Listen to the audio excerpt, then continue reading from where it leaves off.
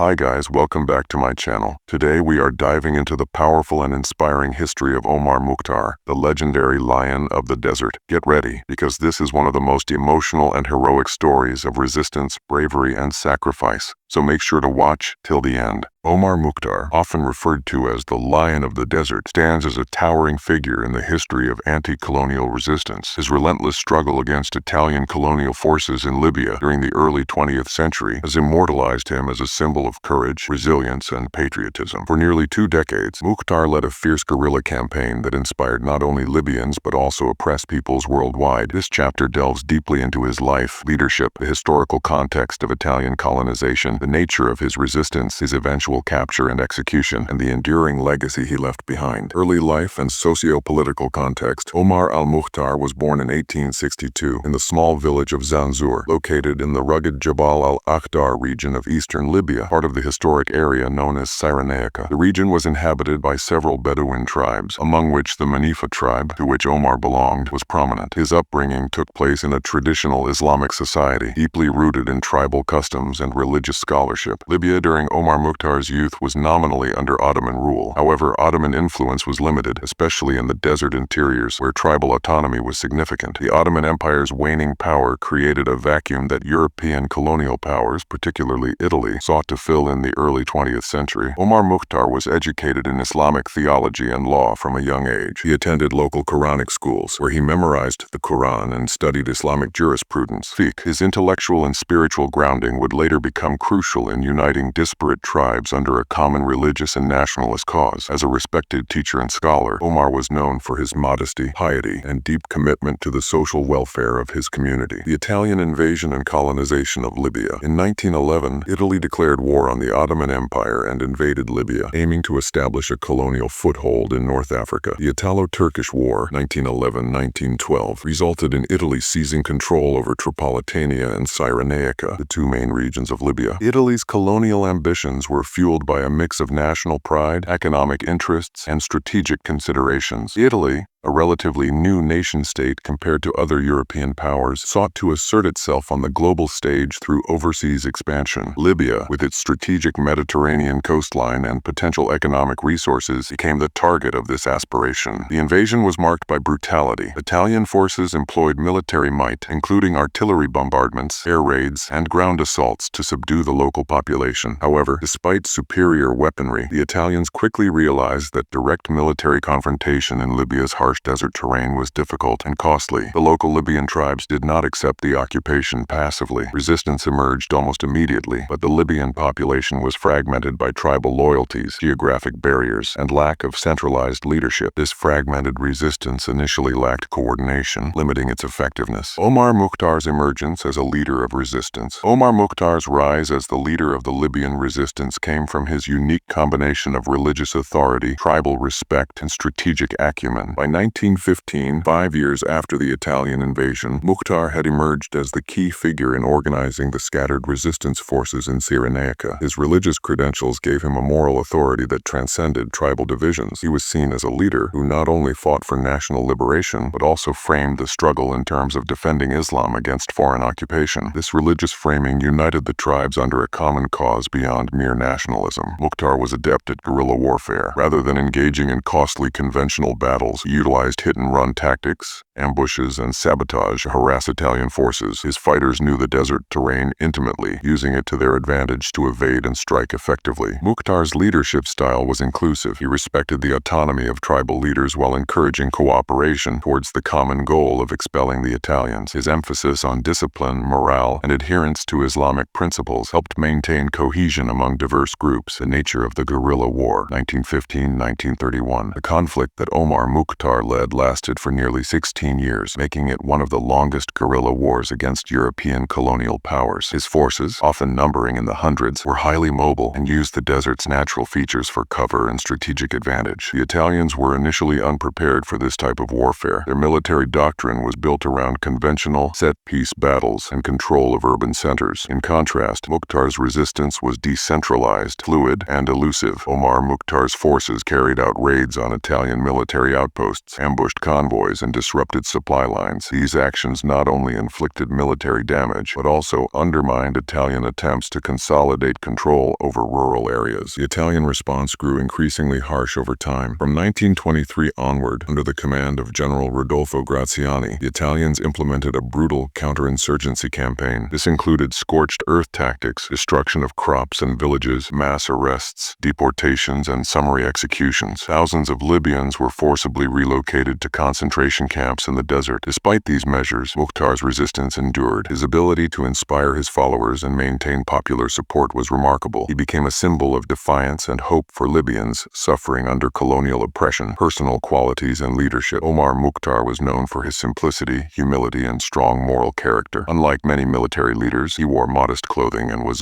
approachable to his followers. He was deeply religious, often seen praying and invoking faith in the struggle. He was also pragmatic and strategic. Mukhtar understood the limitations of his forces and avoided direct confrontations where his fighters would be outgunned. Instead, he focused on guerrilla tactics that maximized the strength of his fighters and minimized casualties. His leadership emphasized discipline and respect among his ranks. Mukhtar was a strict but fair commander who earned loyalty through his integrity and dedication. Capture and trial. On September 11, 1931, Omar Mukhtar was captured by Italian forces during a skirmish near the town of Solok. His capture was a significant blow to the resistance but did not immediately end the struggle. The Italians put Mukhtar on trial, charging him with leading armed rebellion and orchestrating attacks against Italian troops. The trial was a public spectacle aimed at discrediting the resistance and deterring further opposition. Mukhtar's defense was dignified and resolute. He refused to plead for mercy or renounce his cause. In his statements, he condemned the Italian occupation as unjust and called for continued resistance. His courage and unwavering conviction made a profound impression both in Libya and internationally. Execution and aftermath. On September 16, 1931, Omar Mukhtar was executed by hanging. His death was intended by the Italian authorities to crush the morale of the Libyan resistance. However, Mukhtar's execution had the opposite effect. It transformed him into a martyr and symbol of freedom. His life and sacrifice became a rallying point for continued opposition to colonial rule. The resistance in Libya continued in various forms until the eventual Italian defeat in World War II and Libya's subsequent independence in 1951. Legacy and influence. Omar Mukhtar's legacy endures both in Libya and beyond. He is remembered as the father of Libyan nationalism and an iconic anti-colonial hero. In Libya, Omar Mukhtar is commemorated through monuments, currency. His image appears on the Libyan banknotes, schools, and streets named after him. The Libyan government has promoted his story as a unifying symbol of national pride and resilience. Internationally, Omar Mukhtar's struggle inspired other anti-colonial movements. His blending of religious leadership with military strategy offers valuable lessons in resistance theory. His story was popularized globally by the 1981 film Lion of the Desert, starring Anthony Quinn. His image also serves as a symbol of Islamic resistance and dignity, celebrated by many in the Arab and Muslim world. Conclusion. Omar Mukhtar's life embodies the universal struggle for justice, freedom, and self-determination. Against overwhelming odds, he led a determined resistance that challenged a modern European colonial power for nearly 2 decades. More than a military leader, Omar Mukhtar was a spiritual and moral figure whose faith and principles galvanized his people. His sacrifice and legacy continue to inspire those who fight against oppression worldwide. In remembering Omar Mukhtar, we honor not only a man but also the enduring human spirit's capacity to resist injustice with courage, faith, and resilience. And that brings us to the end of the story of Omar Mukhtar, a man whose courage, faith, and sacrifice still inspire millions around the world. If you learned something today or felt the power of this history, don't forget to like the video, share it with your friends, and subscribe to the channel for more amazing historical stories. Thank you for watching, and I'll see you in the next video. Stay blessed and stay strong.